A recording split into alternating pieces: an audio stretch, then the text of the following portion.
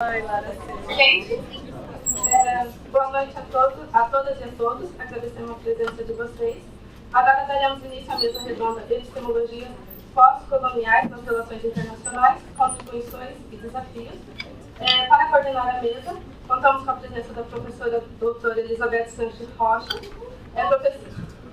professora da Unesp Franca, ministrando aulas para a graduação de Relações Internacionais e também atua como docente e pesquisadora no programa de pós-graduação em estudos literários na Unesp de Araraquara.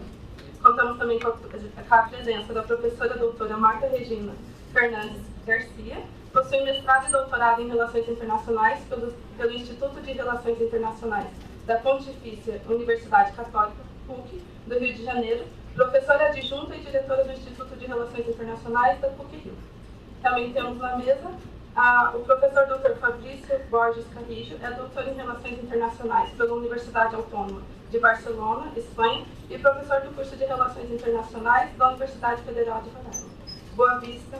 Foi pesquisador do think tank CIDOB, Barcelona Center for International Affairs, e professor do programa de mestrado em Relações Internacionais do IBEI, Instituto Barcelona de Estudos Internacionais, em Barcelona. Possui mestrado em Estudos de Paz, Conflito e Desenvolvimento pela Universidade Jaume I, Catedral Unesco, de Filosofia para a Paz, Castellón, Espanha, e graduação em Relações Internacionais pela Unesp.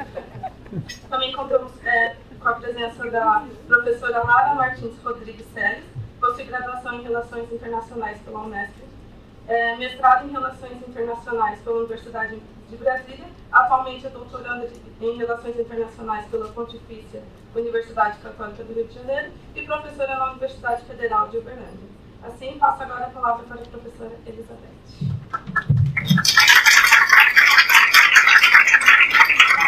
Gostaria de agradecer, Obrigada, sobretudo, a organização do evento, está impecável, eu já mencionei isso à tarde, quero registrar isso aqui publicamente, agradecer a todos os presentes, agradecer a presença do nosso diretor, o professor Murilo, aqui se fazendo presente, prestigiando, isso é muito importante, todos nós sabemos.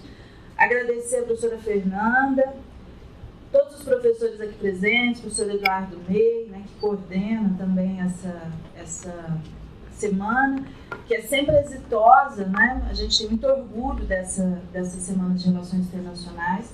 E, especialmente, não poderia ser diferente, agradecer a presença aqui da professora Marta, que é nossa colega, para além da parceria acadêmica, uma grande amiga, recebe muito bem os nossos alunos que se aventuram à PUC-Rio, para fazer esse mestrado, doutorado, então é uma honra tê-la aqui novamente.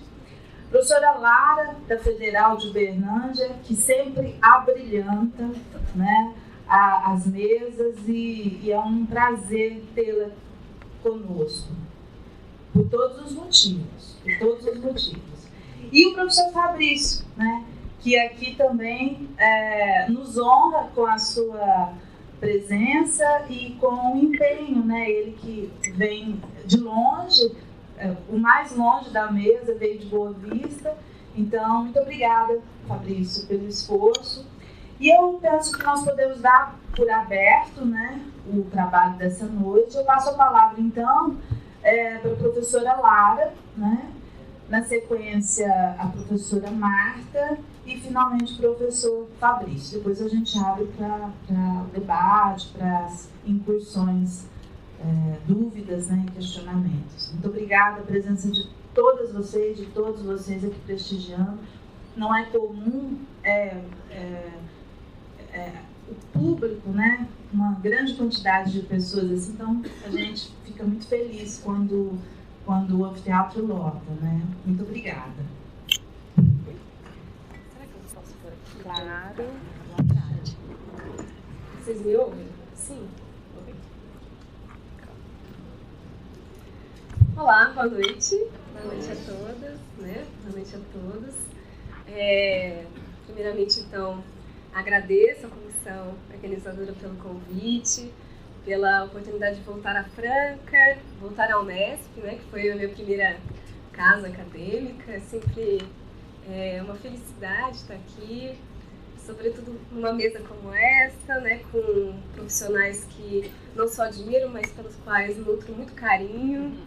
Todos eles aqui, a professora Marta, a professora Beth, o professor Fabrício, fizeram parte e comporam muito belamente a minha trajetória acadêmica, em momentos diferentes, mas com uma igual importância, né? Então, fico muito feliz de compartilhar essa mesa, esse debate com vocês.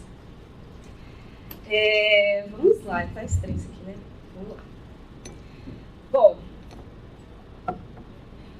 vamos lá.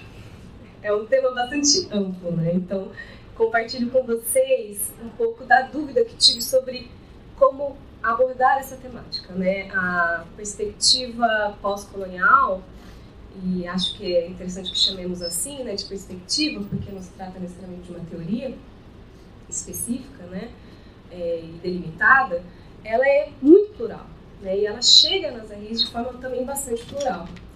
Então, fiquei pensando em como recortar isso, ou se recortar.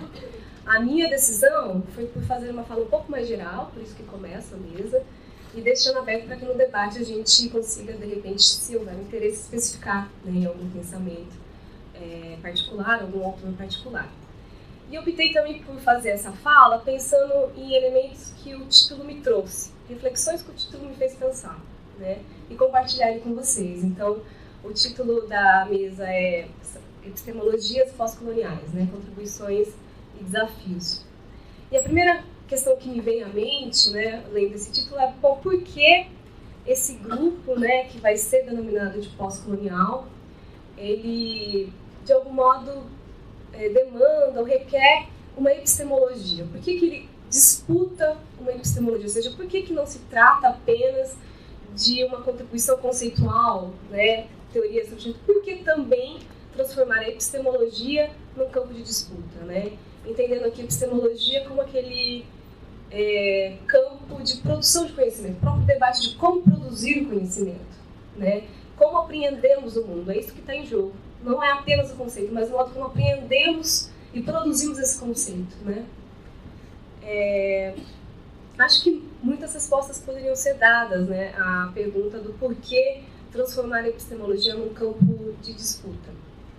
Mas chamaria atenção para o fato que, provavelmente, essa disputa epistemológica ela vai estar bastante vinculada com uma outra contestação que esse grupo vai fazer, né?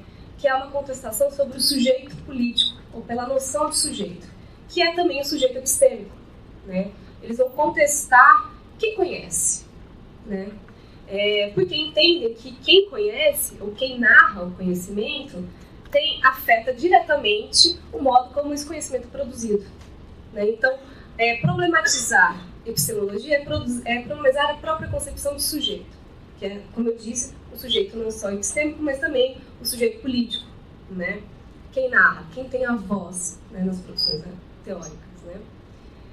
E essa contestação desse sujeito político, desse sujeito, desse self, né, que vai ser esse self predominantemente europeu, esse self ou anglo-americano, vai ser uma contestação do seu aspecto de universalidade, né? A ideia de que por trás da produção teórica e a produção de conhecimento reside ali um sujeito que se arroga uma universalidade, né? E não só uma universalidade, é também um sujeito que se arroga uma racionalidade, essa racionalidade sim universal. Um sujeito que então se entende como autodeterminado, autossuficiente, firme, né, autônomo, e mais do que isso, um sujeito abstrato, porque é universal. É um sujeito que, quando falamos do sujeito produtor de conhecimento, né, ou do cientista na hora de produzir o conhecimento, ou mesmo do sujeito político, é um sujeito sem corpo, sem cor, sem gênero. É um sujeito que a gente acessa ele apenas pela sua mentalidade. E é um sujeito que interage com o mundo apenas pela sua cognitividade. E quando ele interage com esse mundo, inclusive para produzir conhecimento sobre ele, ele interage de uma forma neutra e objetiva. Ele é um sujeito que é pouco afetado por esse mundo, que ele é pouco interpelado por esse mundo. Ele vai ao mundo apenas para descrevê-lo, para explicá-lo. Na contramão disso, então, vão vir os pós-coloniais e vão dizer, bom, pera lá, produzir conhecimento, ou conhecer, não é apenas reagir racionalmente e de forma neutra e objetiva a esse mundo que me interpela. É mais do que isso. Conhecer é uma experiência. Conhecer é uma experiência. Isso não vai ser banal, porque o sujeito da experiência, ele é um sujeito muito diferente do sujeito da informação. Um sujeito que, então, interage com o mundo como um repositório de dados e de conteúdos que vem a priori. O sujeito da experiência, ele é necessariamente um sujeito que está aberto a essa interpelação do mundo. Ele é um sujeito que experimenta o mundo de forma finita, imanente, contingente, contextual. E que mais do que isso? Que experimenta esse mundo através de um corpo que tem um gênero, que tem uma cor, que tem uma localização político-social e econômica, né? Então, ao reclamar, né, ou ao contestar esse self, esse sujeito epistêmico europeu, ou esse sujeito moderno, que é esse sujeito racional por um sujeito da experiência, muitos elementos vão vir juntos, né? E muitas implicações para o imaginário político também virão juntos. Então, o que ele está dizendo? Bom, diferente do sujeito da informação, que é esse sujeito que chega ao mundo quase que no controle do seu saber, no controle das suas vontades, esse sujeito agora, que é o sujeito da experiência, ele chega ao mundo vulnerável. Ele chega ao mundo numa codependência com esse mundo. Entendo vulnerável não no seu sentido negativo ainda. Vulnerável porque ele é relacional. O sujeito ele está em constante relação com o mundo. E essa relacionalidade, não sei se você está falando disso, essa relacionalidade, inclusive, produz esse sujeito. Esse sujeito ele é produzido durante a experiência, durante, inclusive, a apreensão do mundo. Ele não chega pronto para apreender e conhecer o mundo. Ele não chega pronto para interagir socialmente, para interagir politicamente. Ele chega para ser produzido nessa própria interação. Ele será produzido na relação. E, poxa, esse sujeito que, então, é relacional, ele vai fazer com que a gente passe a se ver, portanto, como sujeitos mergulhados numa rede de linguagem, numa rede de cultura, né, numa rede de narrativas, numa rede de ideias, todas elas conformando esse processo de interação e produzindo esse sujeito. Tudo bem? É abstrato, né, gente? Mas vamos lá. Vamos tentar ir juntos, né? Até para eu mesmo não me perder. Então, esse sujeito que é construído na relação e ele é vulnerável, essa concepção desse sujeito da experiência, ele vai impactar a teoria política, e dentro da teoria política estão, né, as teorias das relações internacionais, de amplas formas. Eu gostaria de destacar pelo menos duas formas que ele impacta a nossa produção de conhecimento.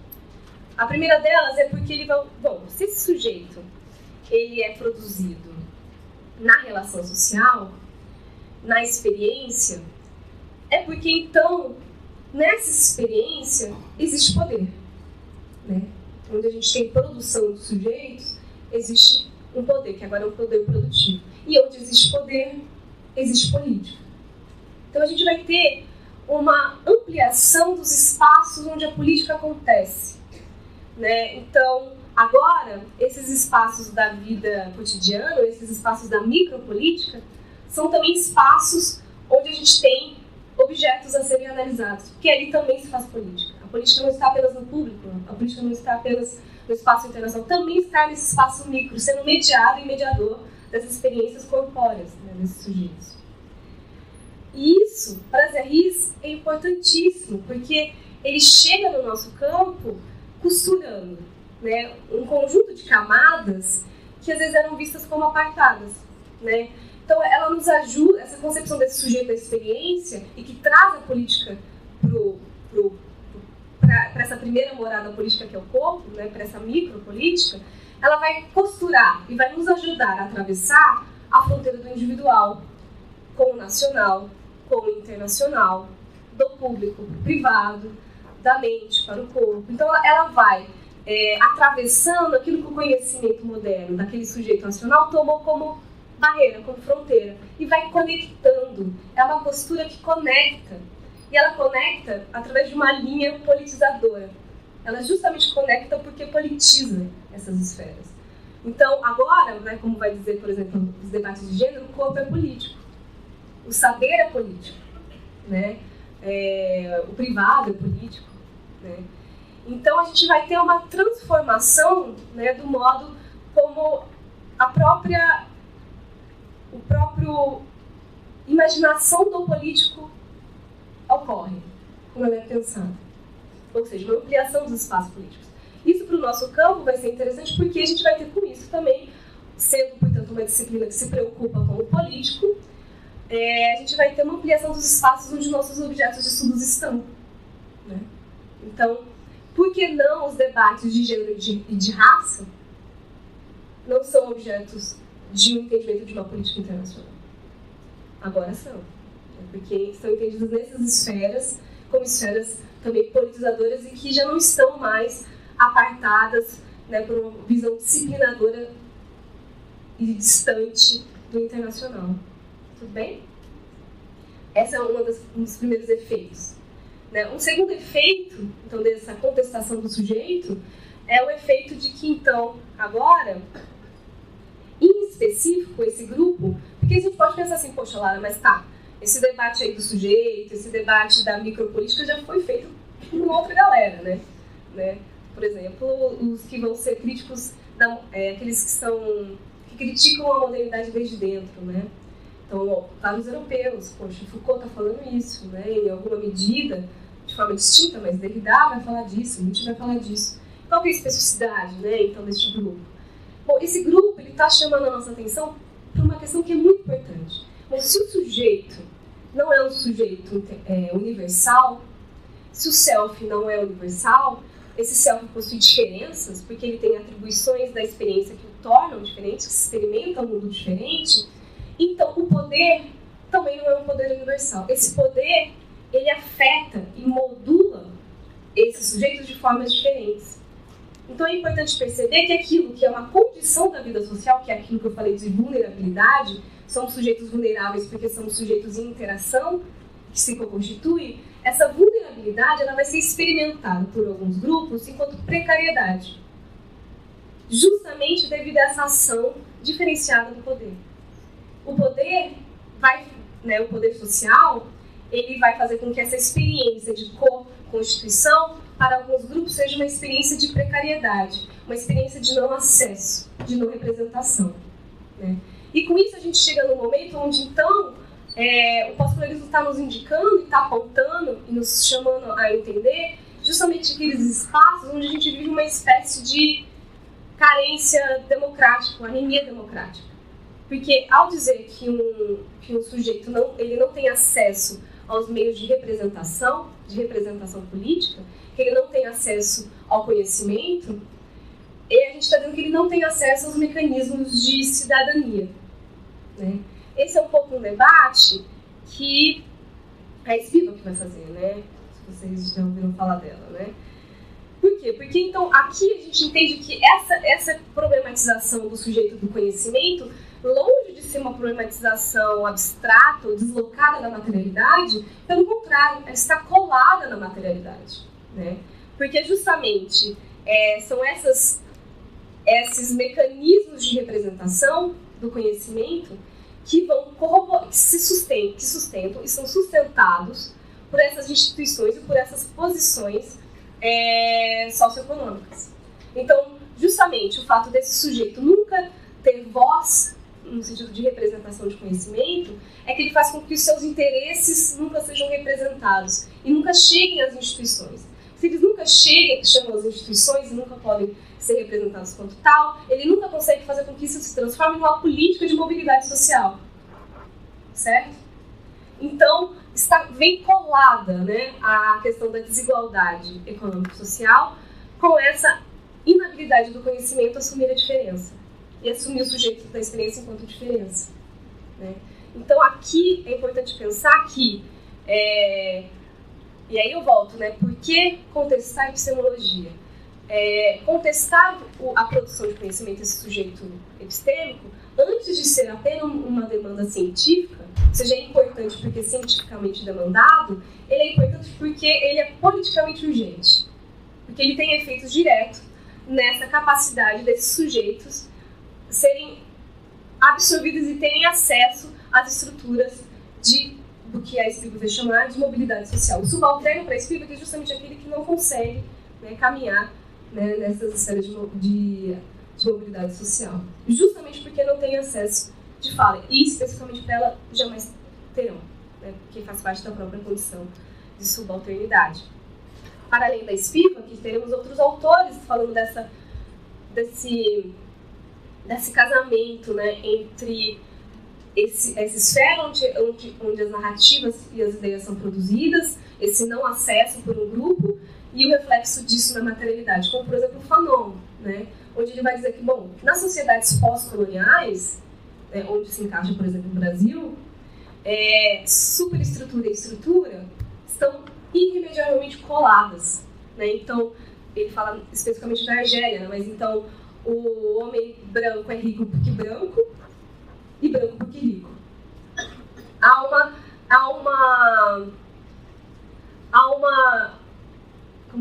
como é essa palavra? Uma simbiose, enfim, uma circularidade entre elementos, por exemplo, de identidade, construção das identidades de raça e identidades de classe, por exemplo.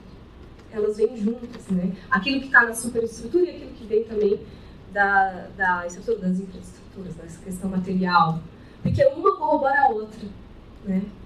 Então, a universidade, nesse caso, né, para pensar também na Spivak, ou também no próprio Gramsci, que vão dizer, bom, eles podem ser vistos, esses debates epistemológicos, como são debates eminentemente, sobretudo, ideológicos, né? Uma estrutura ideológica.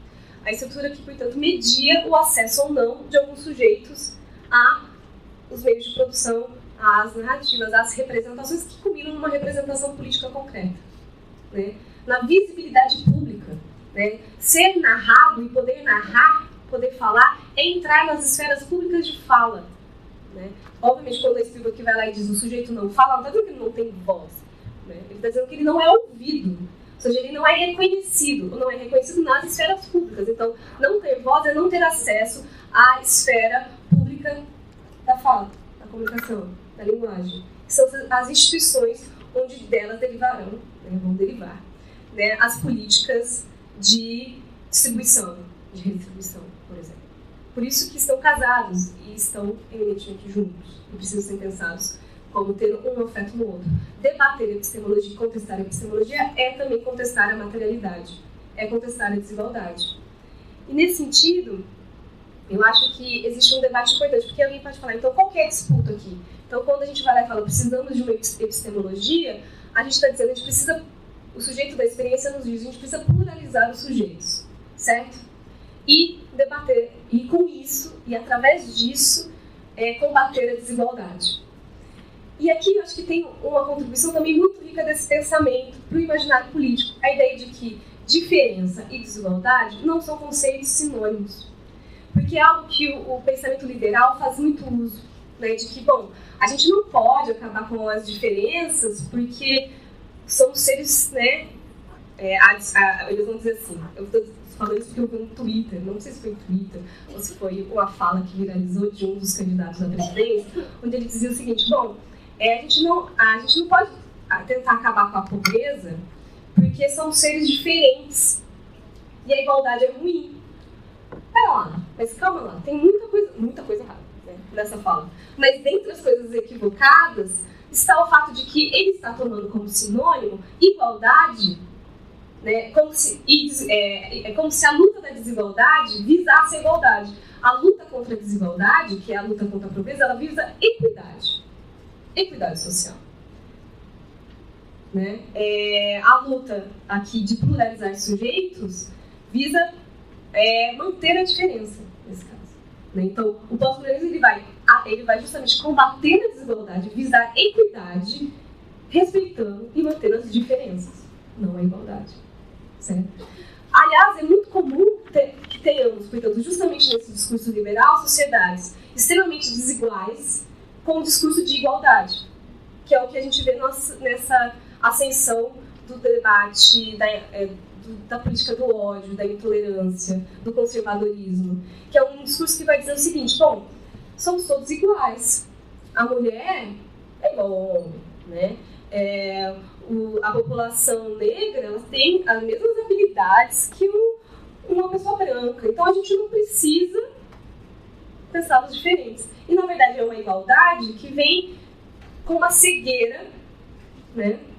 Vem aí defendendo uma igualdade, mas na verdade uma cegueira com as desigualdades. Ele vem defendendo, né, uma manutenção de desigualdades, sendo que na verdade a disputa aqui a gente só consegue de fato ser diferentes e acessar a diferença sem ela se tornar precariedade, foi aquilo que eu disse. Alguns grupos vão experimentar a sua diferença como precariedade num ambiente equânime, né? Então caminha junto.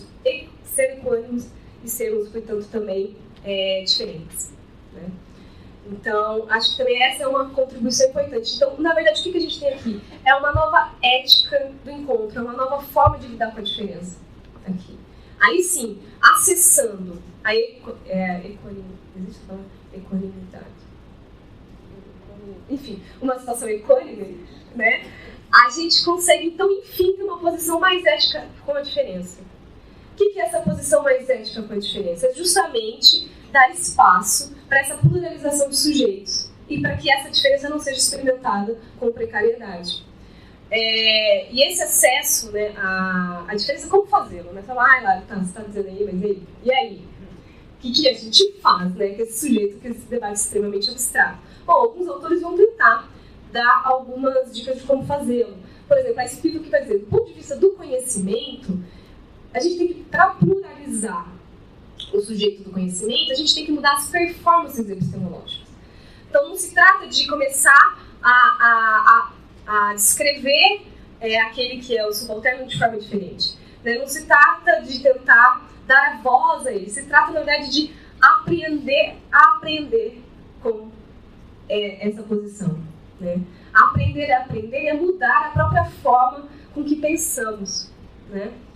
E isso através do subalterno. Quando a gente aprende com o nosso objeto, que é aquilo que geralmente entra, porque tem isso, o subalterno, essa proposição, ela não entra no conhecimento, não porque ela não está lá. Ela está lá, mas sempre como objeto de estudo, né? Ou sempre como diferença, como outridade.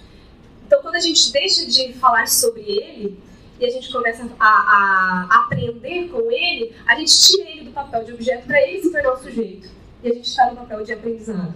Então, aprender com o outro, do modo como eu vejo, necessariamente recai numa demanda de deslocamento de local de... não é local de fala.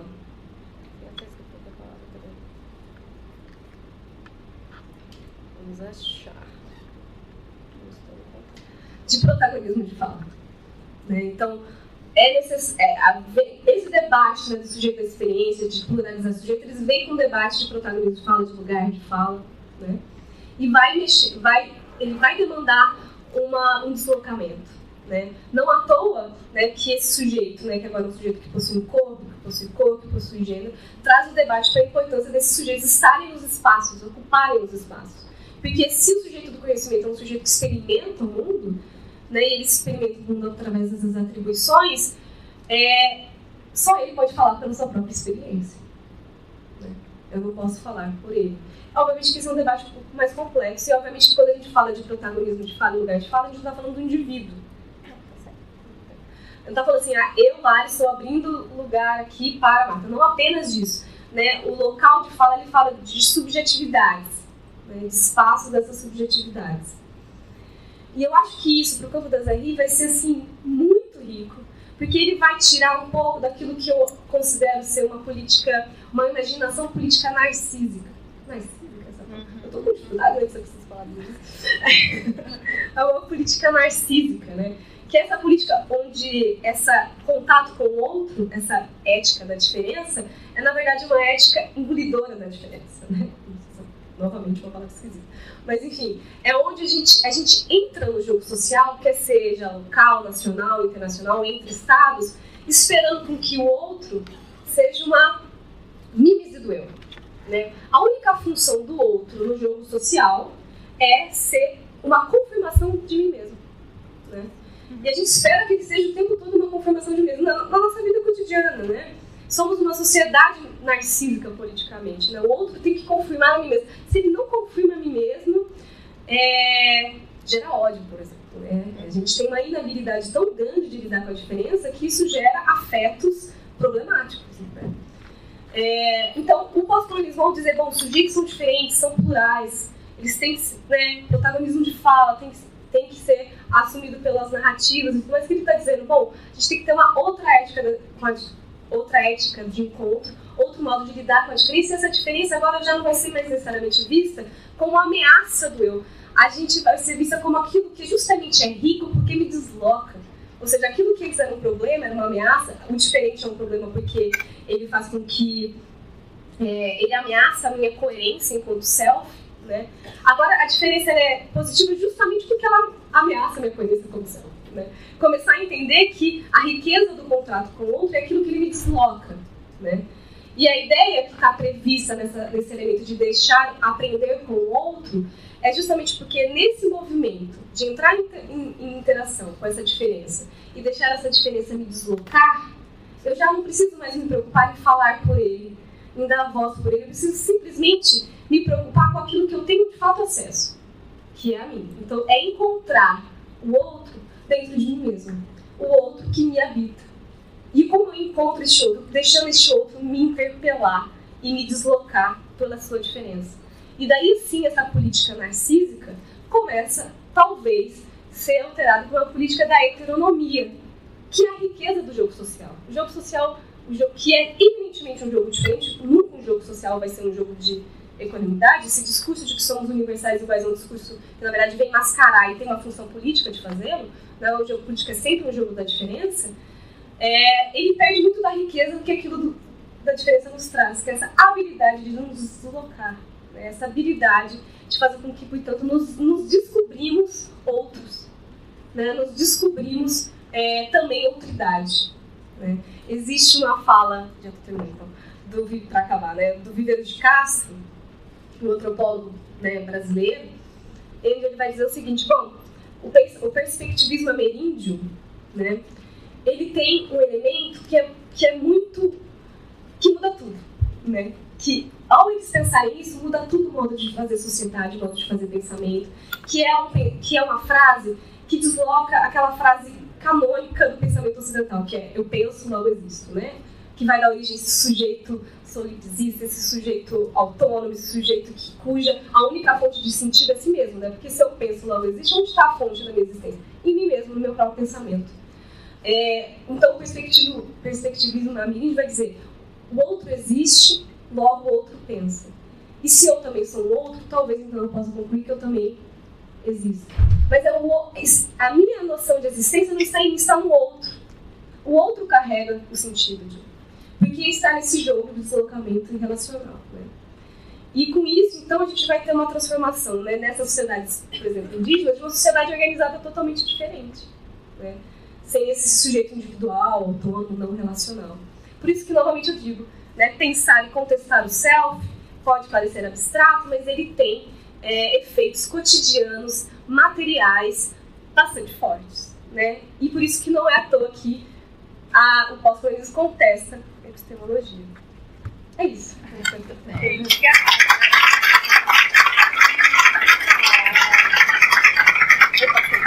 Não, tá. Muito obrigada, Laura. Em cima.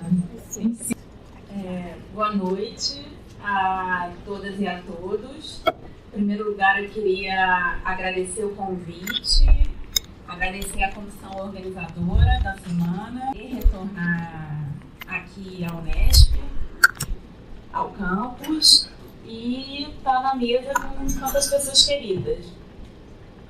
Bom, é uma responsabilidade aqui falar depois da Lara, mas a minha apresentação de hoje, ela parte da ideia de que a disciplina das relações internacionais, a teoria das relações internacionais, ela é cúmplice né, ela tem uma cumplicidade com um projeto colonial, né? E eu vou tentar explorar de que forma a teoria das relações internacionais, portanto, ela participa, né, desse projeto colonial.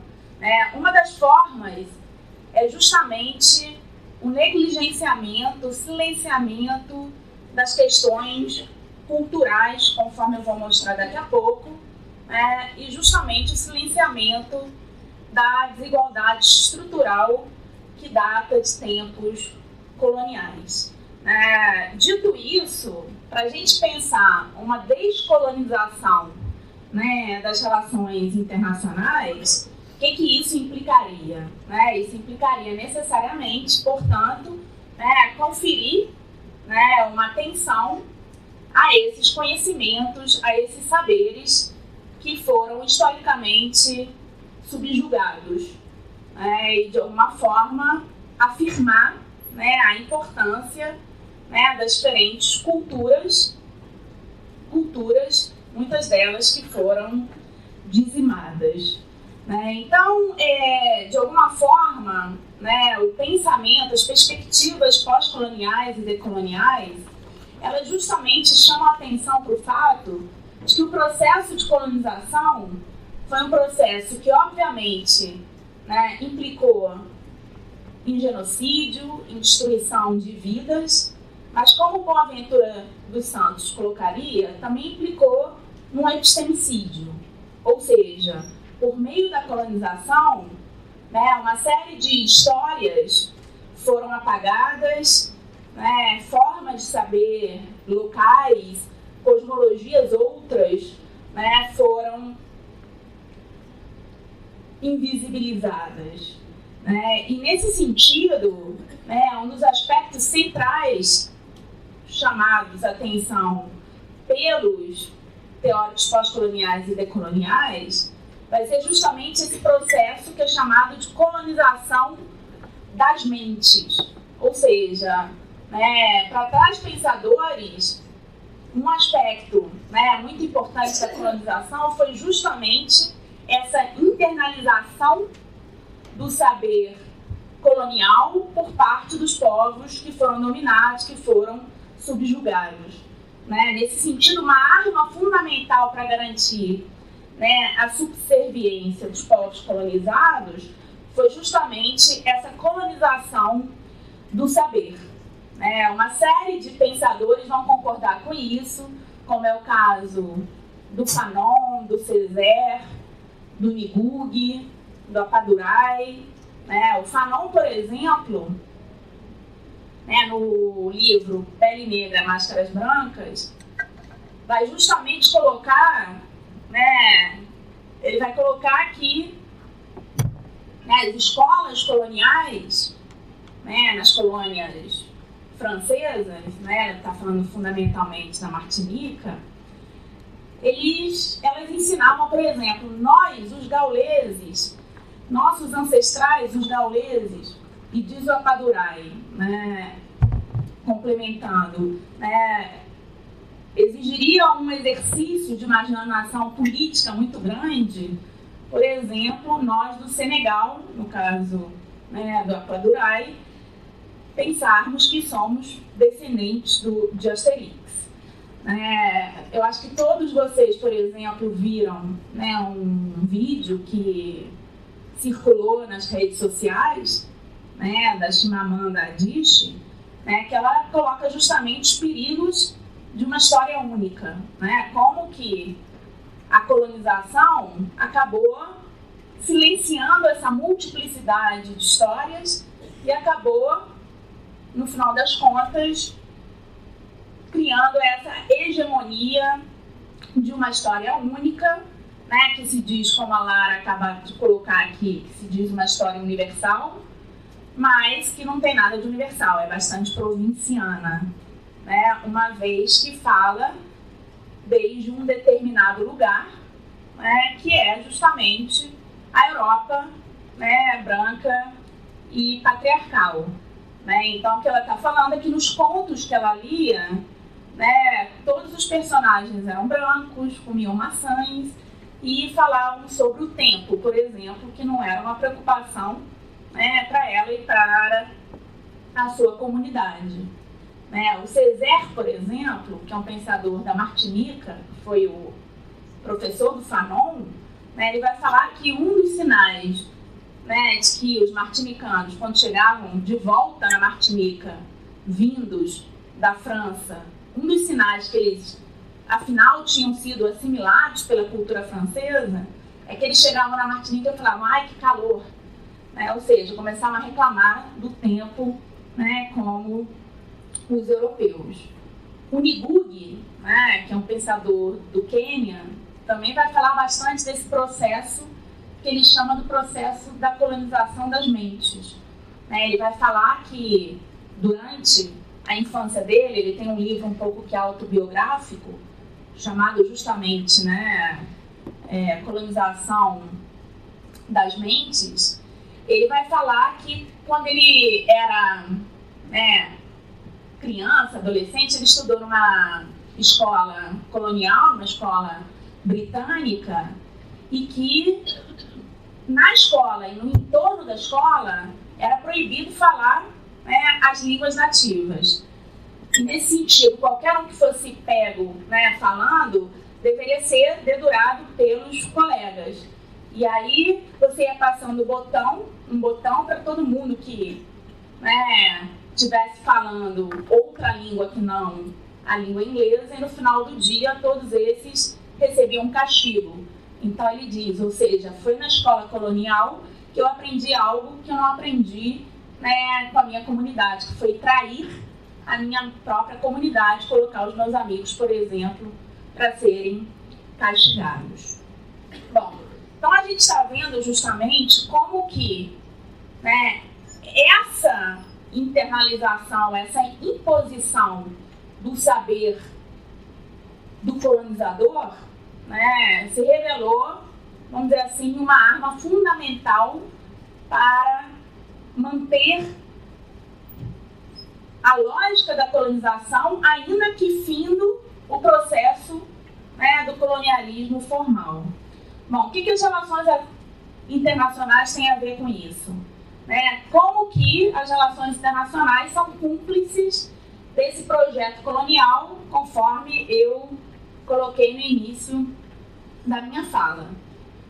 Eu sei que vocês, né, estudam teorias das relações internacionais, então vamos tentar aqui, pelo menos, recuperar, né, as duas, né, principais teorias, ou as teorias, né, hegemônicas das relações internacionais. Né? A gente sabe que tanto as correntes realistas quanto as liberais, elas partem da ideia de anarquia internacional, ou seja, da ausência de um Estado supranacional que possa garantir a segurança das unidades políticas dos Estados. Então vamos lá no Kenneth Waltz. O Kenneth Waltz primeiro está preocupado basicamente com a questão da segurança, não é isso?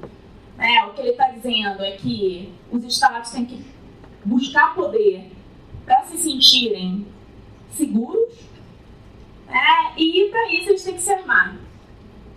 Daí a ideia da autoajuda, a ideia de cada um por si. Primeiro a gente sabe que a teoria do Waltz é uma teoria essencialmente conservadora.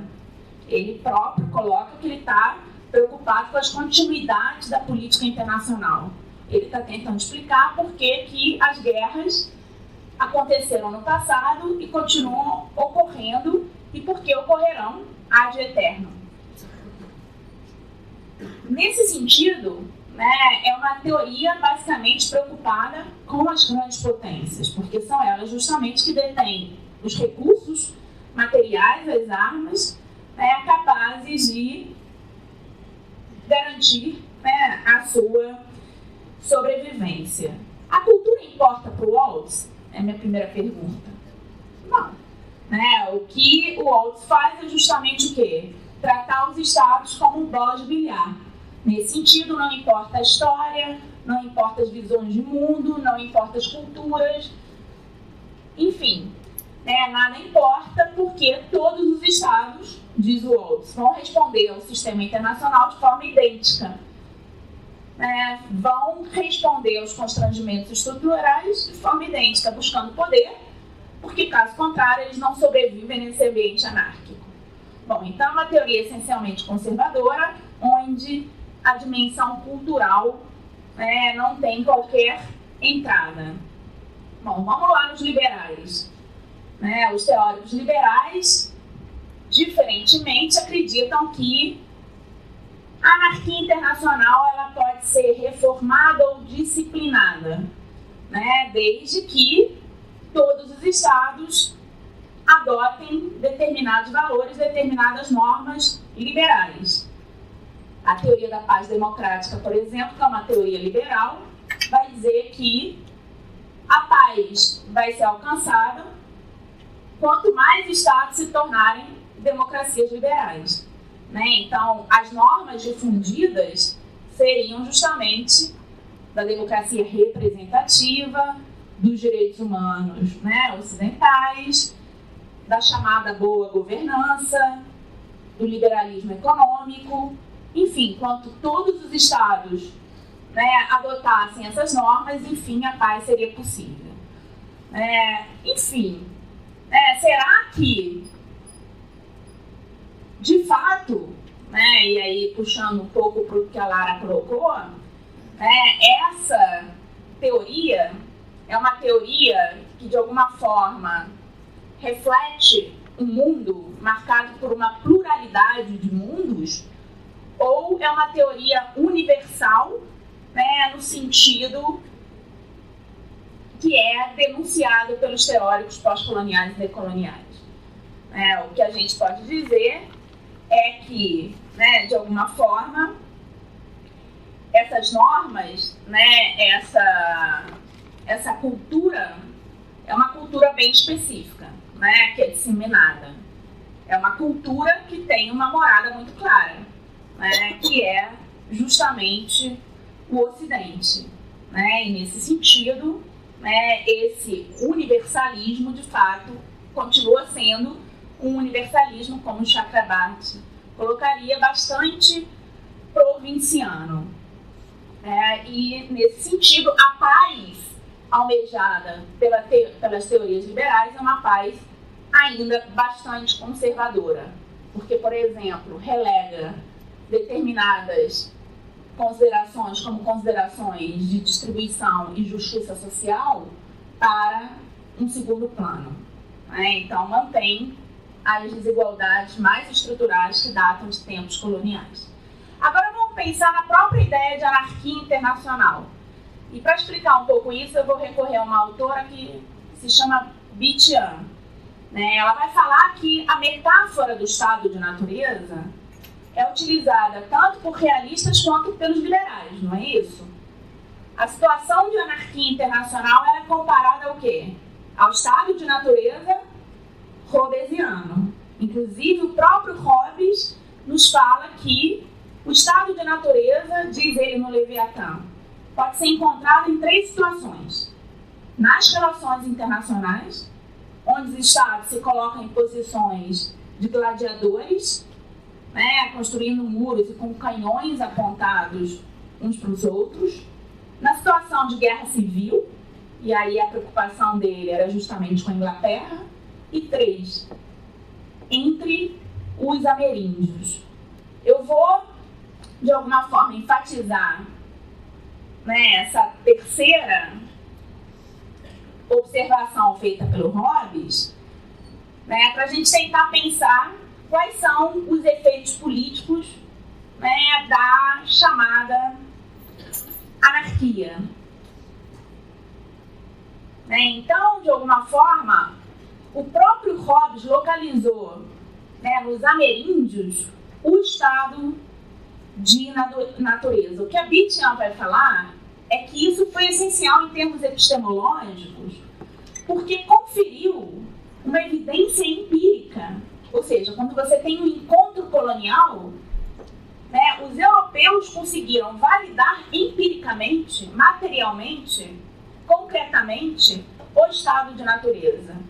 olha lá, o estado de natureza existe entre os ameríndios.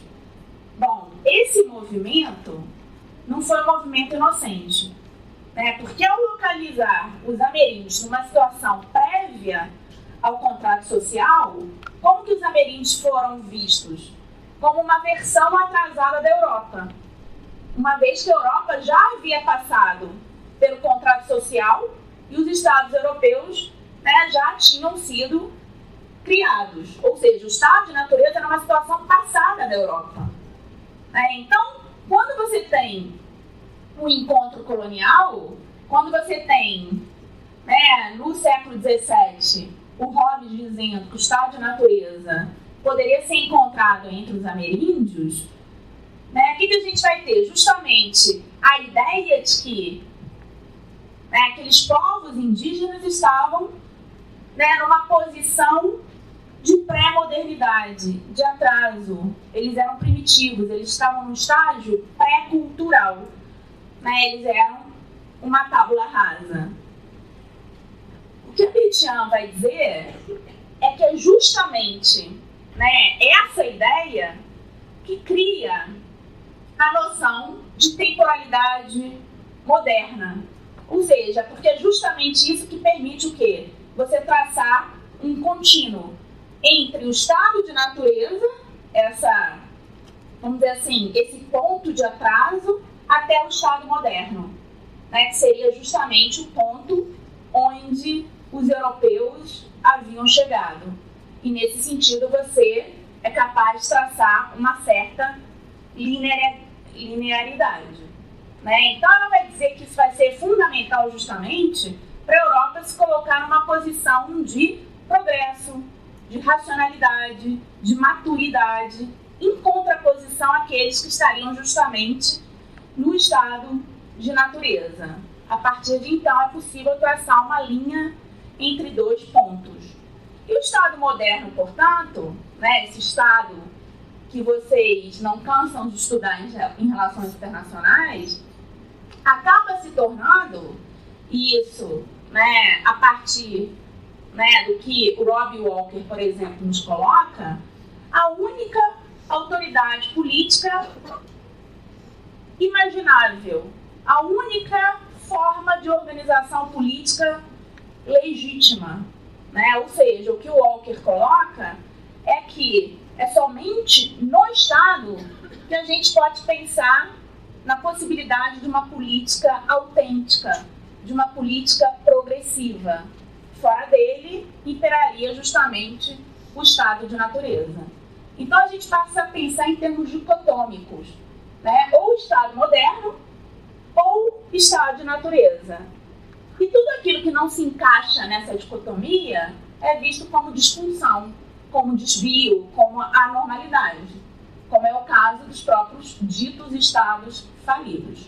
Obviamente, o Walker complementa dizendo que isso empobrece consideravelmente nossa imaginação política, porque a gente se torna incapaz de conceber formas alternativas de organização política, econômica e social que não o Estado moderno. Né? E o contrato social aí no meio? Né? O contrato social nos é vendido pelos contratualistas como justamente esse momento, né, de um acordo voluntário, né, em que todos, né, desejam se livrar da situação de insegurança do estado de natureza. Né? O que muitos autores, como é o caso do Shapiro, colocam é que essa visão do contrato social não dá margem para a gente pensar na inserção coercitiva de corpos nesses espaços. Não dá margem para a gente pensar, por exemplo, como que o Estado, né, para muitos povos, não foi uma escolha, mas foi uma imposição, como é o caso dos estados africanos e asiáticos. Né? Por mais que exista uma relação ambígua, ambivalente em relação ao Estado, né, já que, né, ele também, né, foi buscado, ele foi um produto de lutas, né, anticoloniais, né, a gente não pode deixar de pensar como que a introdução do Estado Nacional, né, com fronteiras demarcadas na África, acabou justamente o quê? atravessando, cortando histórias, cortando cosmologias, memórias, visões de mundo, comunidades. Bom, e antes do contrato social, portanto, a gente teria os ameríndios, que estariam lá no estado de natureza. O Francisco de Vitória, no século XVI, ele tem um escrito que vai justamente falar sobre os ameríndios, e por mais que é sobre os índios americanos, que ele escreve, e por mais que ele esteja ali denunciando as atrocidades cometidas pelos espanhóis nas Américas, no final das contas ele sugere a ideia de que os ameríndios seriam como crianças e que nesse sentido necessitariam o quê? Necessitariam uma tutela por parte dos espanhóis. Ou seja, novamente a gente está vendo qual movimento? O movimento de localizar os ameríndios nessa etapa primeira, vamos dizer assim, da evolução humana. E isso, obviamente, tem uma série de consequências políticas. Bom, o Vitória, nesse texto, ele vai dizer: os ameríndios não são como os escravos naturais aristotélicos. Eles têm uma alma. E, nesse sentido, eles teriam justamente condições de se cristianizarem e, no final das contas, se tornarem, no futuro, parecidos com os europeus. Mas não vão ser todos que vão ser vistos dessa forma. Então, os teóricos decoloniais, é o caso do Quijano, é o caso do Grossvogel, do próprio Mignolo, eles vão considerar esse encontro colonial, primeiro, fundamental para o estabelecimento, vamos dizer assim, de uma estrutura de desigualdade social, racial, relacionada ao trabalho. O que, por exemplo, eles vão dizer, que o Quijano vai dizer, é que nesse momento, os africanos negros trazidos da África, transportados e escravizados, eles passam a ser entendidos em termos raciais. E eles vão ser justamente alijados, deslocados da humanidade. Eles vão ser desumanizados. E eles vão servir como mão de obra escrava para a acumulação capitalista. E nesse sentido, eles vão estar submetidos a toda uma gama de violência física e cultural. Ou seja, eles vão ser proibidos de praticar suas espiritualidades, vão ser expropriados dos seus saberes, e vão, a partir de então, assumir essa posição de mão de obra escrava dentro dessa estrutura capitalista de divisão do trabalho. O que os pós-coloniais vão dizer? O colonialismo não chegou ao fim. O colonialismo está aí, ele nos ronda. E nesse sentido, se a gente for considerar justamente essa precarização do trabalho de negros, de mulheres, e como essa divisão internacional do trabalho continua prejudicando e continua justamente subalternizando mulheres, negros, latinos nos Estados Unidos, etc, etc. Então, em grande medida, o que os teóricos pós-coloniais vão colocar é justamente essa ideia de que o colonialismo não chegou ao fim. O colonialismo ainda é sentido diariamente. Recentemente eu escrevi um artigo com um ex-aluno aqui da Unesp, que é o Vinícius Santiago, foi orientando da Beth, é um artigo sobre uma peça do Nelson Rodrigues, que é chamada Anjo Negro. Na verdade, a peça ela fala de um casamento interracial entre um negro, Ismael, e uma branca, Virgínia. Ela ia ser protagonizada pelo Abdias do Nascimento, no Teatro Municipal do Rio de Janeiro. E na época, década de 40, o Teatro Municipal impediu que Abdias interpretasse um papel de protagonista. Essa peça, o que Abdias na época falou, era para rodar a peça porque ele considerava que o conteúdo era um conteúdo importante. Na peça, Virgínia afoga um por um dos filhos que nascem pelo fato dos filhos serem negros como pai. Em grande medida, o que a gente tentou trabalhar nesse artigo, eu e Vinícius, foi justamente a ideia de que a peça era um pouco uma metáfora do Brasil. Uma metáfora do Brasil por quê? Porque o Brasil continua assassinando os seus filhos considerados ilegítimos, os seus filhos negros. Isso ocorre diariamente nas favelas do Rio de Janeiro. Se a gente for considerar que a cada 23 minutos um jovem negro morre assassinado, se a gente for considerar o respaldo que o discurso racista do Bolsonaro, que autoriza diariamente essas mortes, vem tendo, a gente vai chegar à conclusão justamente de como que as fundações do Estado do Brasil são fundações racistas e patriarcais. Bom, então, nesse sentido, o que o pós-colonialismo e o pensamento decolonial colocam é justamente que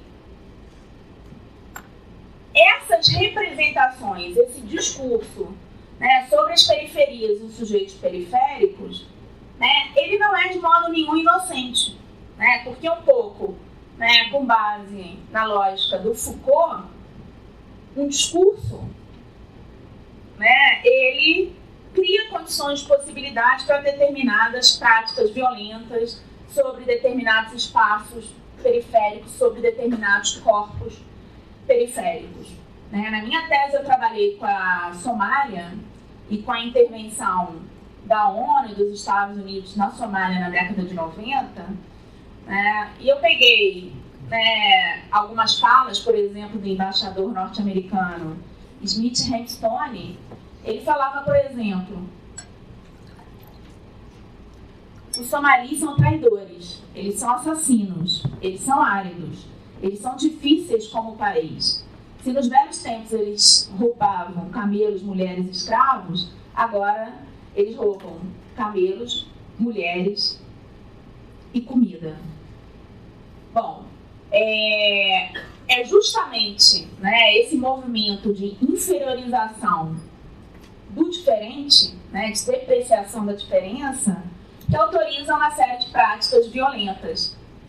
Seja a autorização da ideia de salvação, por parte daqueles que se colocam justamente na vanguarda, lá no final da linha, seja uma série de omissões a partir do pressuposto de que, enfim, eles são guerreiros naturais, eles sempre guerrearam, então o que a gente vai fazer lá?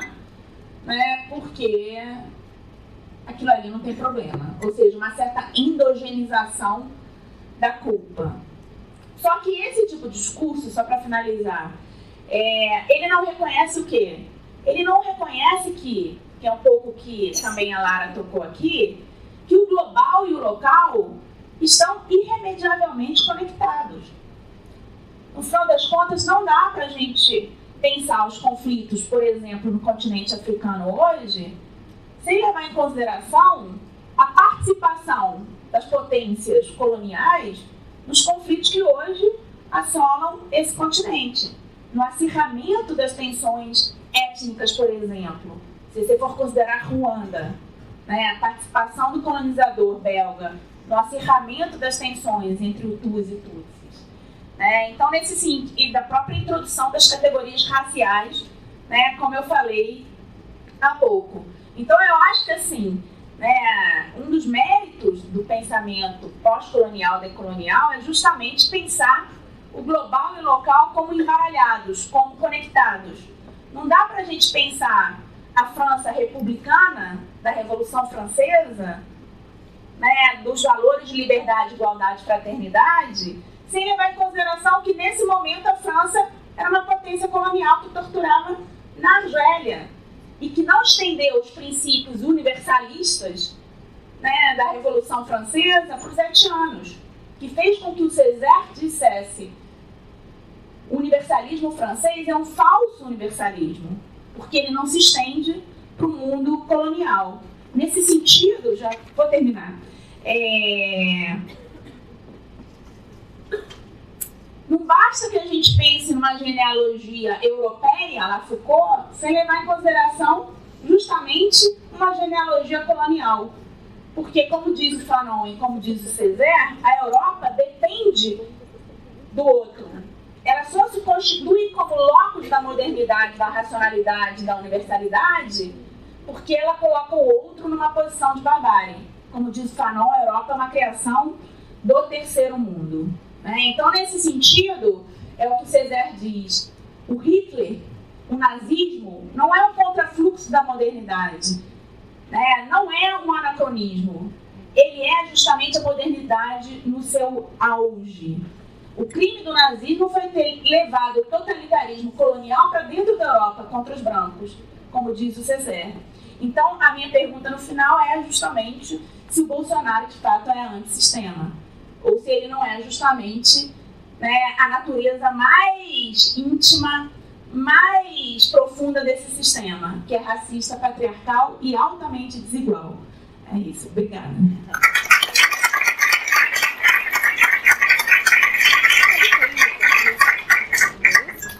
Muito obrigada, Marta. Muitas questões.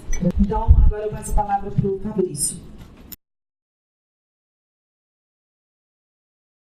Boa noite, pessoal. Meu nome é Fabrício e, enfim, vou inicialmente gostaria de agradecer a oportunidade por estar aqui hoje, agradecer a organização do evento, a universidade. É uma honra também estar numa mesa de altíssimo nível, como temos aqui, com mulheres que eu admiro enquanto pessoas, amigas, intelectuais, pesquisadoras, professoras. Então, um grande prazer. E além disso, é muito bom também retornar ao Mestre Franca, onde foi a minha casa também. Ou seja, o fato de eu ter estudado aqui hoje e agora poder retornar como palestrante me traz muita alegria. Nessa apresentação, o objetivo dela é o seguinte: é tentar aplicar alguns elementos teóricos a partir de uma perspectiva pós-colonial a um caso concreto. Tá? Porque muitas vezes percebo que os alunos e também nós professores, às vezes, temos essa dificuldade de lidar com a abstração teórica, depois para aquele momento de aplicá-la para compreender determinadas questões. Então, o objetivo aqui iremos percorrer um caminho, que eu tentarei ser breve nesse processo, até porque vocês já devem estar cansados e tal, mas vamos lá, não desistam, não durmam, tá?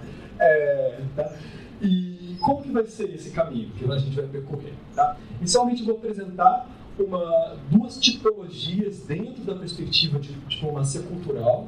Essas tipologias elas partem de uma abordagem pós-colonial. Tá? Depois, a gente vai trabalhar como a gente aplica essa tipologia a um caso concreto. Qual é esse caso? Vai ser a diplomacia cultural do Brasil, realizada na Espanha, através do Centro Cultural do Brasil em Barcelona. Tá? Então, aí, nesse processo, vou explicar para vocês como eu obtive determinados dados e, a partir disso, como que eu apliquei na pesquisa essa abordagem teórica para interpretar esses dados. Então, é um pouco esse é o caminho que a gente vai percorrer, beleza? Então, vamos lá nesse caminho. Inicialmente, eu acho que é importante a gente apenas refletir um pouquinho sobre o que seria a diplomacia cultural, porque a diplomacia cultural ela envolve o emprego da cultura enquanto mecanismo da política externa de um Estado. Tá?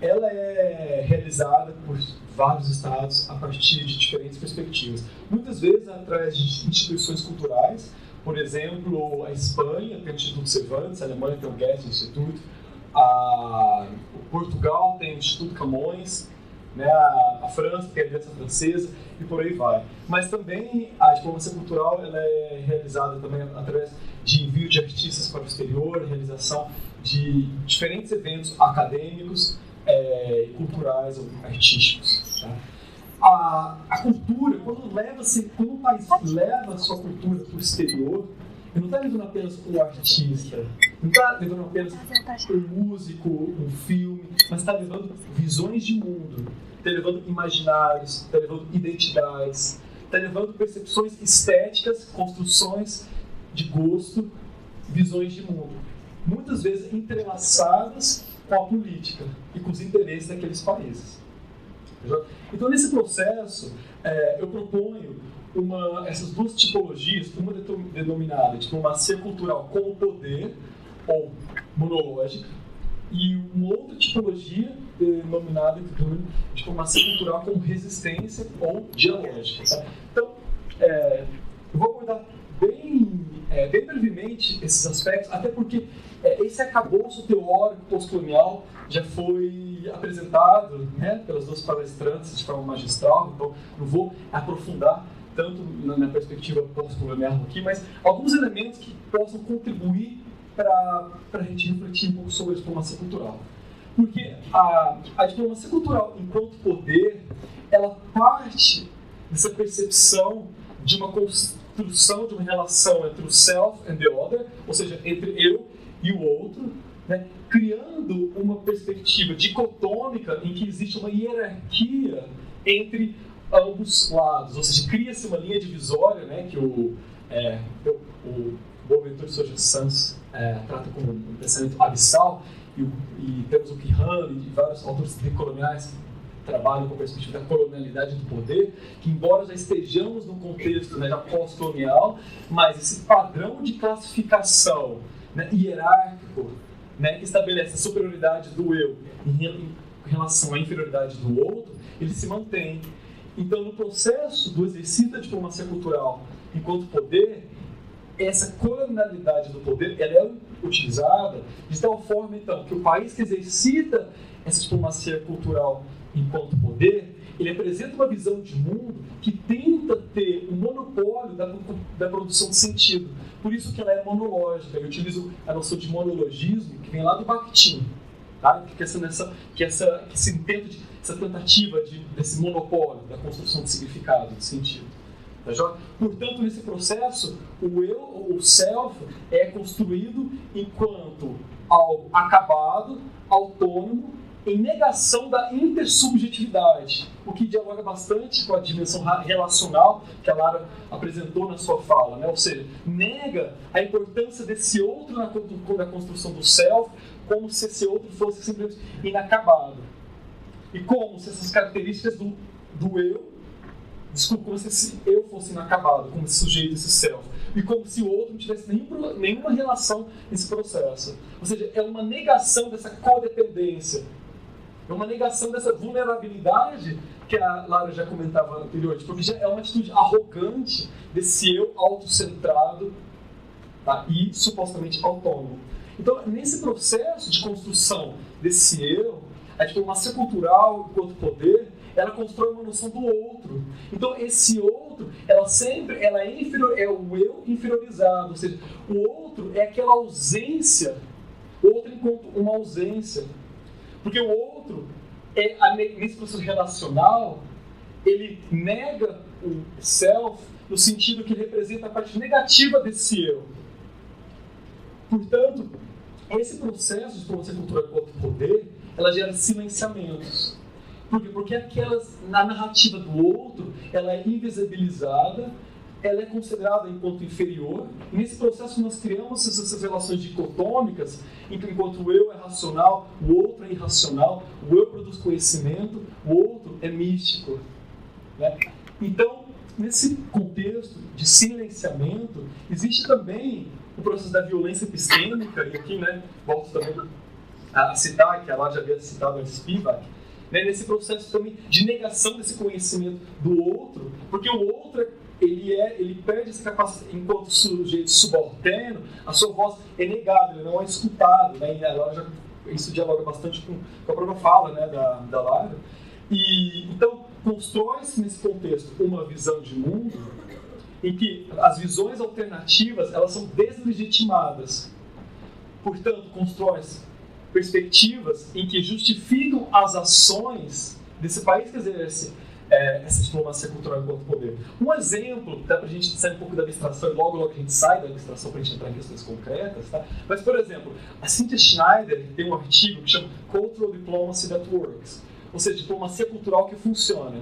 Mas o que ela apresenta enquanto diplomacia cultural que funciona? A ação dos Estados Unidos, da Agência de Informação dos Estados Unidos, em parceria com a CIA, né, no contexto dos anos 50 e 60, na luta contra o comunismo. E nessa ação de luta contra o comunismo, na criação desse imaginário do comunista enquanto o inimigo, na visão dela, é uma diplomacia cultural que funciona. A questão é, funciona para quem? Porque quais foram as consequências da construção do comunista enquanto inimigo? Por exemplo, uma dessas consequências foi a legitimação de ditaduras. Mas, mesmo assim, nesse contexto, apresenta-se essa noção de que a noção do eu enquanto a única legítima que tem esse monopólio da construção, né, do sentido, mas sem refletir, sem permitir a reflexão das incoerências desse discurso. Tá?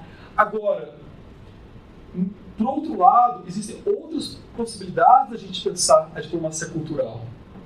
Porque a diplomacia cultural ela pode ser vista agora como um mecanismo de resistência.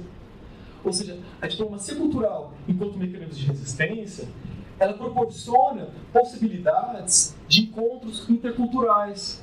Ou seja, nesse momento do encontro entre as culturas, em vez de ser um encontro de dominação e de silenciamento, é um instante de troca. Agora, essa troca e esse diálogo não significa que as visões de mundos precisam serem concordantes, mas sim que existe esse espaço do diálogo. Então, não mais sair da perspectiva do self enquanto superior para apresentar a sua cultura, o seu imaginário, as suas visões estéticas como os únicos legítimos, como a dimensão superior da cultura. Não, é apresentar uma visão de mundo que não é nem melhor nem pior que a outra, mas que ela precisa ser escutada.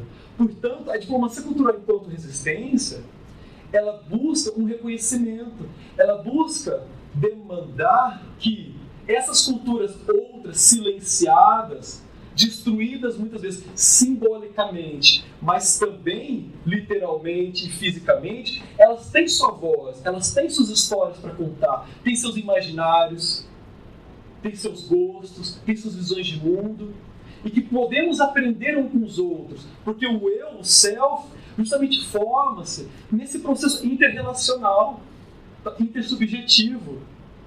Portanto, a diplomacia cultural enquanto resistência rompe com essa construção essencialista da identidade. Portanto, não constrói o eu enquanto uma identidade estável, neutra, terminada, e outra a partir de perspectiva essencialista. Ou seja, rompe essa noção da diplomacia como poder, né? Porque a diplomacia como poder constrói o outro a partir de uma perspectiva negativa. O outro é quem? É o comunista, é o terrorista, é o imigrante, é o negro, né? E por aí vai. Agora, nesse contexto, essa produção, esse processo de intersubjetividade, portanto, cria-se espaços, né, de diálogo intercultural, porque na interculturalidade as diferentes identidades elas são negociadas. De tal forma que essas relações de poder elas são questionadas, no que o Baba chama, né, do terceiro espaço. Agora, nesse contexto existe a desobediência epistêmica, que é demonstrar a validade desses conhecimentos outros, vindos desses sujeitos outros, né, silenciados. Agora, como que a gente faz com essa perspectiva teórica? Como que a gente aplica isso? Então vamos lá. Mas para poder aplicar essas perspectivas no caso concreto, primeiro eu precisava ter dados, tá? No contexto da diplomacia cultural brasileira. Mas o que acontece? A diplomacia cultural brasileira não existem quase dados sobre a mesma. E não existe métodos para se pesquisar isso. Então, isso levou também a se pensar, então vamos criar um método. Portanto, propus um método chamado Cultural Diplomacy Data Analysis Framework. Tá? Ou seja, é um modelo de análise de dados em diplomacia cultural. Tá? Qual é o objetivo disso? Tá? É criar um conjunto de indicadores de diplomacia cultural que permita a gente sistematizar dados. Ou seja, o que um país faz em diplomacia cultural? Quais são as suas ações? Porque para a gente poder analisar a diplomacia cultural de um país, primeiramente a gente precisa compreender o que esse país está fazendo. Quais são essas ações. E a partir do momento que a gente consegue compreender quais são as ações, a gente pode refletir, teorizar, comparar e por aí vai. Então, portanto, esse indicador busca proporcionar esses dados. Joia? Agora, o estudo de caso em que essa perspectiva vai ser aplicada é o Centro Cultural do Brasil em Barcelona. Então, aqui é o Centro Cultural lá em Barcelona. Tá? Para quem já esteve em Barcelona, no Passeio de Graça, que é uma rua bastante famosa na cidade, né, burguesa, um edifício modernista, belíssimo, lá de Barcelona. Esse é o Rota do Itamaraty, que vocês todos já conhecem. Porque a diplomacia cultural brasileira ela é realizada, sobretudo, através do Itamaraty, em diálogo com outros órgãos do Brasil, mas sob liderança do Itamaraty, especificamente do Departamento Cultural. Então, o Centro Cultural do Brasil, o Brasil possui vários centros culturais no exterior, mais de 20 diferentes regiões, sobretudo na América Latina, né? Mas também na Europa existem 3 centros culturais, em Roma, em Barcelona e em Helsinki, na Finlândia. Tá? E, portanto, o Centro Cultural ele é um órgão da diplomacia cultural do Brasil vinculado ao Itamaraty. Portanto, as ações realizadas pelo Centro Cultural, elas são resultado do diálogo entre o Centro Cultural e o Itamaraty. Mas então, aqui tem um conjunto de objetivos, não vou me atentar muito nisso agora, uma questão de tempo, mas uma questão fundamental é compreender, mas o que o Brasil está fazendo em diplomacia cultural? Quem são esses atores? Qual tipo de diplomacia cultural o Brasil está fazendo? É diplomacia cultural enquanto poder? É diplomacia cultural enquanto resistência? Tá? Esses são alguns dos questionamentos que vou tentar responder. Em quais áreas o Brasil realiza a diplomacia cultural? Tá? Quais são as estratégias de realização da diplomacia cultural? Então, mas como que a gente foi tentar compreender isso? Ou seja, a partir de um conjunto de métodos que vai análise documental, entrevista, grupo focal, survey, tá? E com um conjunto também de pesquisa de campo, sobretudo em arquivo, tá? Mas também etnográfica, tá? No contexto do Ministério de Relações Exteriores, do Itamaraty, o Centro Cultural do Brasil em Barcelona e o Consulado Geral do Brasil em Barcelona. Então, aqui eu tentei sistematizar mais ou menos só como funcionou o processo, ou seja, um conjunto de entrevistas, muito tempo em arquivos, tá? E aqui em arquivos dentro do Itamaraty, o Centro Cultural do Brasil em Barcelona e o Consulado, porque o Centro Cultural é vinculado ao Consulado. Então, como que é esse processo para a gente tentar compreender o que o Brasil está fazendo, para depois a gente poder teorizar em relação a isso? Era compreender que projetos o Brasil está levando, que cada projeto de diplomacia cultural é uma dimensão da identidade do Brasil no exterior que está sendo criada, recriada, construída. Tá vendo? Mas como que se identifica essas ações? Elas não eram sistematizadas. Então, o processo foi o quê? Pegar cada comunicação, e aí tem as flechinhas que vocês podem ver, entre o Itamaraty envia anualmente um conjunto de guidelines, que são um conjunto de... como que são guidelines mesmo? Enfim, de ações, de determinações diretrizes, tá, que o Centro Cultural poderia fazer na parte cultural. O Centro Cultural vai lá, apresenta uma proposta de ações culturais para o ano seguinte, tá, e esses projetos voltam para o Itamaraty. O Itamaraty aprova ou não e depois isso é implementado. O que acontece? A questão é que nesse processo, para se encontrar que projetos eram esses, não estão sistematizados, então foi todo o processo de analisar alguns milhares de documentos para identificar, por exemplo, quais são os projetos que o Brasil estava querendo fazer no exterior. Depois disso, o próximo passo era criar um banco de dados. Então, portanto, cada projeto foi incluído aqui no banco de dados, com um conjunto de variáveis, tá? Para compreender, mas esses projetos estão em qual área? É cinema, é na área da música, é capoeira e por aí vai.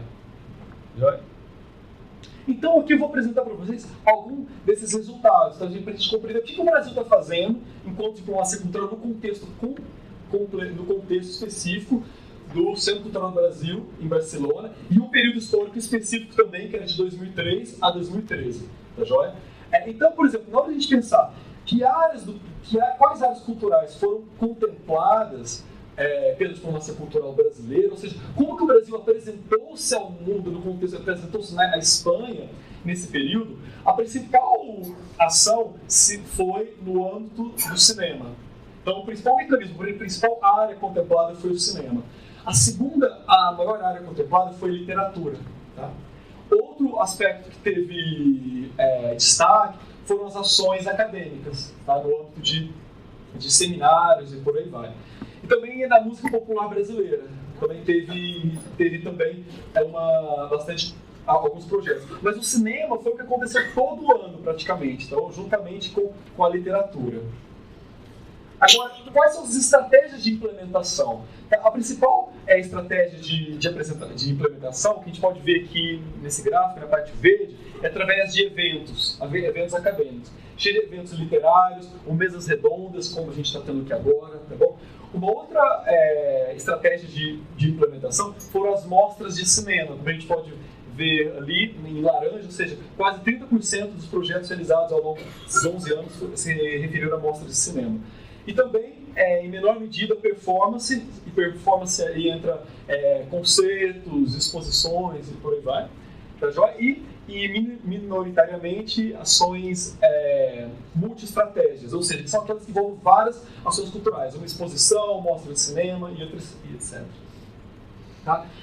Agora, quais são as iniciativas desse projeto? Quando a gente pensa na construção da narrativa sobre o self, que implica a diplomacia cultural, mas quem está construindo isso?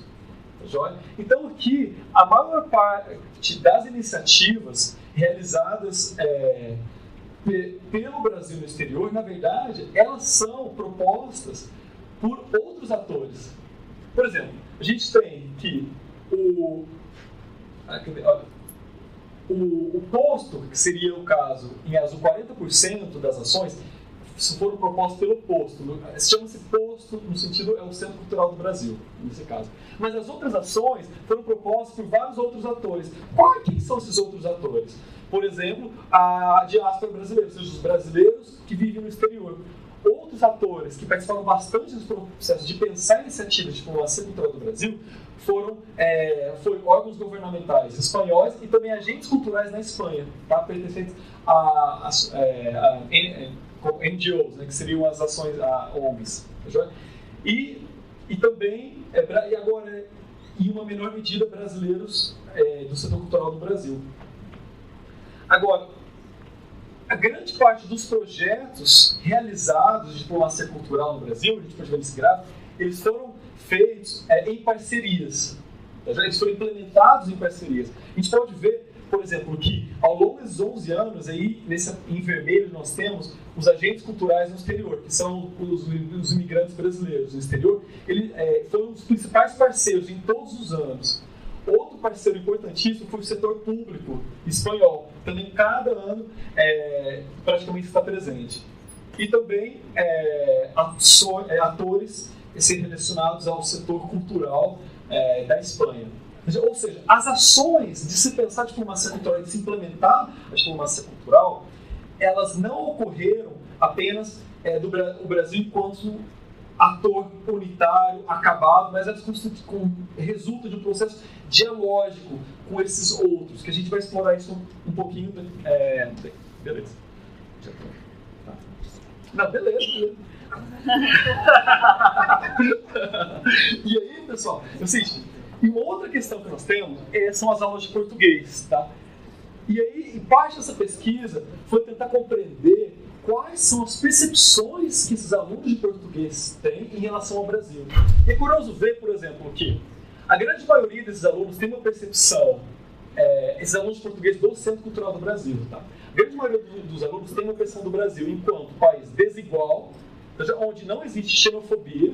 A corrupção não é um aspecto tão determinante, mas tem um aspecto de violência e pobreza.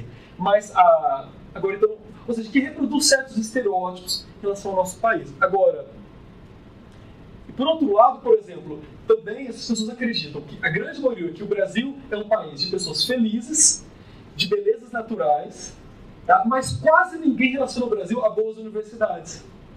Mas a festividade, sim, é um país de festividade, ou seja, eles se relacionam ao Brasil. Para eles, a identidade do Brasil é festividade, é carnaval, é sensualidade, hospitalidade e cordialidade. É porque eles não estiveram lá em Roraima, onde eu estou, com a questão da imigração, porque aí a questão da hospitalidade, da cordialidade muda bastante diante da xenofobia em relação ao outro, principalmente se o outro for de pele marrom e do latino-americano. Né? Mas enfim, fechando esse parênteses. E o futebol e a sensualidade. Ou seja, no geral, então, no geral ainda existe essa percepção do Brasil enquanto, né, sensual, né, festeiro ou festivo, né, pobre, né, sem ser produtor de conhecimento, violento.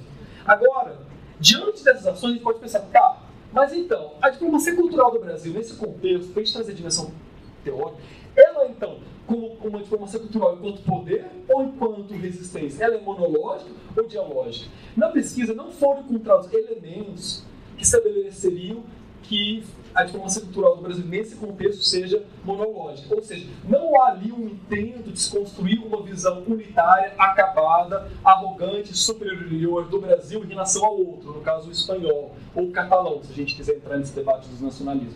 Agora, no entanto, por outro lado, encontra-se, identifica alguns elementos que demonstram ser uma diplomacia cultural dialógica, no entanto tímida e insuficiente, mas com alguns elementos de dialogismo. Quais são os elementos que demonstram que a diplomacia cultural nesse contexto específico seja dialógica? Um dos elementos é que a construção do eu e do self, ela não é apresentada enquanto algo unitário, reitero esse aspecto, acabado, mas ele se percebe e se reconhece enquanto um processo intersubjetivo.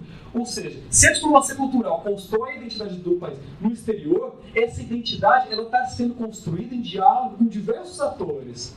Ou seja, com quais atores? Com a população espanhola, com a população de imigrantes brasileiros na Espanha. Ou seja, então, ele é dialógico. Então, não apresenta-se uma noção estável e acabada da identidade brasileira, e sim como algo construído, fluida.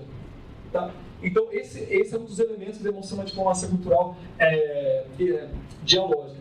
Outro aspecto também, porque essas narrativas realizadas pelo Brasil, elas geram espaços de interculturalidade. Tá?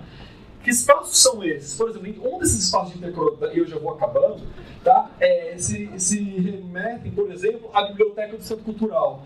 O Centro Cultural do Brasil possui uma biblioteca que implica um elemento que possibilita para as pessoas daquela comunidade terem acesso a livros em português, da literatura em português, em vários aspectos do Brasil. Por que isso é interculturalidade? Porque possibilita esse momento de negociação entre duas perspectivas de identidade. A espanhola é também de várias outras pessoas de outros países que moram lá, e a brasileira, ao ter contato com essas ações da cultura do Brasil.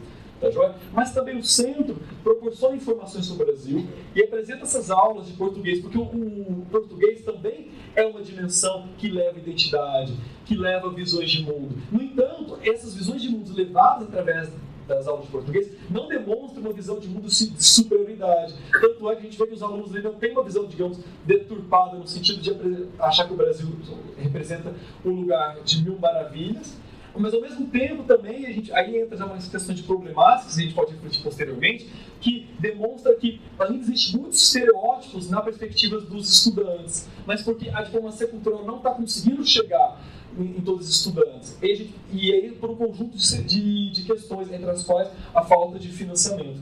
E eu vou acabando, mas um outro aspecto da interculturalidade fomentada pela diplomacia cultural brasileira nesse contexto, embora tímida, porque existe muito pouco orçamento para isso, mas é no âmbito, por exemplo, o Brasil financia projetos acadêmicos, como, por exemplo, o seminário da APEC.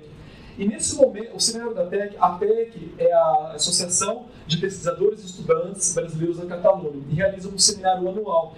E esse é o momento de realizar essa desobediência epistêmica.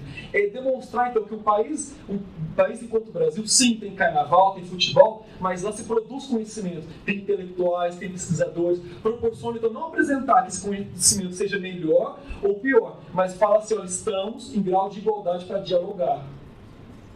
Então, esse é um dos aspectos que essa diplomacia cultural realiza. Outro exemplo, por exemplo, um dos projetos, o Universo Negro Brasileiro, Sinergias e Convergências das Culturas Negras em Brasil. É um seminário que acontece anualmente, organizado pela Associação de Capoeira Angola Vadiação, em que ali as questões raciais são debatidas. Então, nesse contexto também, nós temos esse outro subalterno, um mestre de capoeira, alguém de um terreiro de umbanda, do candomblé, diferentes pessoas que, a partir dessa colonialidade do poder, seriam sujeitos outros, inferiorizados, subalternos, místicos, cujos conhecimentos são desconsiderados, silenciados, e aqui esses conhecimentos têm voz, e são trocados, e têm validade, e têm legitimidade. Então, projetos assim permitem essa interculturalidade, por justamente rompem esse silêncio, essa invisibilidade, e proporciona essa possibilidade de repensar a relação eu-outro, desconstruir essas visões estereotipadas e, consequentemente, proporcionar essa renegociação, essa construção e reconstrução identitária.